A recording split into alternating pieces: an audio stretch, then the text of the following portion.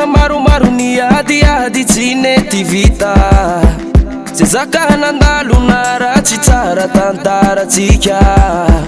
niafinao niditrako eritanao ze vitako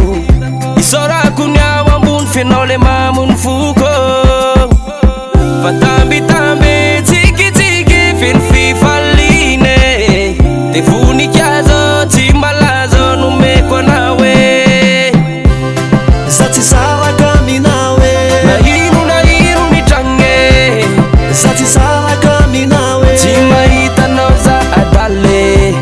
za tsy saraka aminao e na ino na mbola iseho za tsy saraka aminao e